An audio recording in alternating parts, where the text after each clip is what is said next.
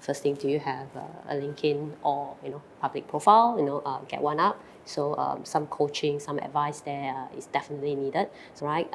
Then really really help them look and map out their options, right? And before even talking about career options, what do they really want to do, right?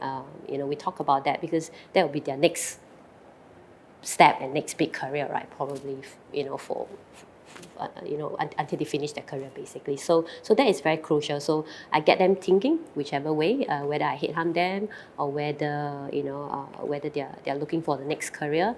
I think for some advice, general advice for candidates would be to know what you want and be able to communicate that effectively in an interview, and as you're going through the process of looking at what position or which companies you want to work for. And if you do have time, so you're between jobs, spend that time to improve your skills. So if you know what you want, then focus on improving skills, which are going to put you in a better position to be successful in that job. I think what hiring managers are looking for, very important, is communication skill. Because at the end of the day, technical competency is something that you can train. Your mindset, before you go into any interview, has to be that, you are already working for the company, and try to, have a good discussion with the interviewer. Maybe like what problem do they want to solve? Why do you need to hire the role? And stuff like that. And put yourself in the shoes, like you're already in that position, and then, wear that hat into interview. Yeah, that's very true. I think I always find it useful to advise candidates to think about what have you done? How can you contribute to the organization? And a clear way of showcasing that is through case studies. Talk about a project that you did, how and walk the interviewer through exactly what you did. Because most organizations in general are looking for problem solvers.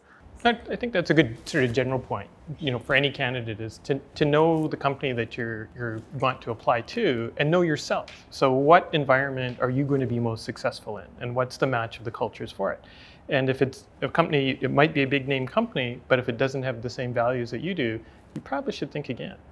So I would say make sure you look at what gender representation in the organization looks like, and ask questions in the interview about gender representation and other things that we know signal organizations who support it, things like flexible working policies, great parental leave. I mean, as a career advisor, I think most important is, I think you mentioned across the panel, is network, really, seriously. So, I mean, it's the relationships that you build that will, you just need to hear what's out there in the market, right? That's how you learn, you prepare yourself, whether for interview, whether for whatever. So the network is so important and very powerful.